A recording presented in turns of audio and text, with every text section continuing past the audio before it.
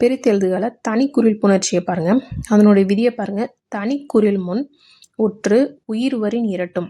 இதுக்கு எக்ஸாம்பிள் வந்து பார்த்திங்கன்னா கல் கூட்டல் அணை ஈக்குவல் டு கல் கூட்டல் இல்லு கூட்டல் அணை அப்படின்னு சொல்லி போட்டிருக்கோம். எப்படி வந்து இந்த மாதிரி இல் வந்து டபுள் ஆச்சு அப்படின்னு பார்த்தீங்கன்னா தனிக்குறில் காங்கிறது பார்த்தீங்கன்னா தனிக்குறில்.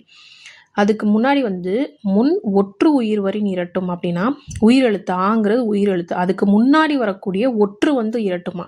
அப்போ அந்த இல்லுங்கிறது என்னது, ஒற்றுனா என்னது, புள்ளி வச்ச எழுத்து. அப்போ அந்த இல் வந்து என்ன ஆகுது, டபுளாக மாறுது. அப்போ கல் கூட்டல் இல்லா மாறிடுது. அப்போ அந்த இல் வந்து திரும்ப இரட்டிக்குது. அப்போ சேர்த்து எழுதையில் கல் கூட்டல் இல்லு கூட்டல் ஆ வந்து லாவா மாறிடும். அப்போ கல்லணை. அதே மாதிரி அடுத்த எக்ஸாம்பிள் விண்ணரசி. அப்படி பார்த்தோம்னா விண்ணரசி ஈக்குவல் டு விண் கூட்டல் அரசி அப்படின்னு சொல்லி பிரிப்போம்.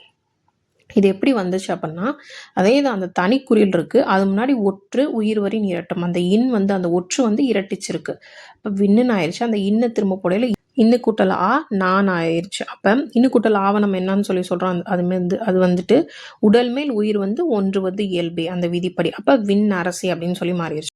நெக்ஸ்ட்டு அதே மாதிரி மேலே பார்த்தீங்கன்னா பூ ப்ளஸ் தொட்டி வந்து பூந்தொட்டி பூத்தொட்டி ரெண்டுமே பிரிக்கலாம். இதுக்கு என்ன விதி அப்படின்னு சொல்லிட்டு பார்த்தீங்கன்னா பூ பேர் முன் இனமென்மையும் தோன்றும். இதுக்கு என்ன மீனிங் அப்படின்னு பார்த்தீங்கன்னா மெல்லின எழுத்துக்களான ஞங்கிங்க நம்மன அப்படின்னு சொல்லிட்டு வரும் பார்த்தீங்களா, மெல்லின எழுத்து. அப்போ மென்மையும் தோன்றும், அதனால்தான் பூத்தொட்டின்னு பிரிக்கலாம். அதுக்கப்புறம் இன்னு வருது பாருங்க, பூந்தொட்டி அப்படின்னு பிரிக்கலாம். அதே மாதிரி பூச்செடியை பூஞ்செடின்னு பிரிக்கலாம், பூச்செடின்னு பிரிக்கலாம். அது மாதிரி பூப்பந்து பூம்பந்து பூப்பந்து ரெண்டுமே வந்து கரெக்டு தான். அப்போ பூ பேர் முன் இன மென்மையும் தோன்றும், இந்த விதிப்படி வந்து பிரிச்சிருக்கோம்.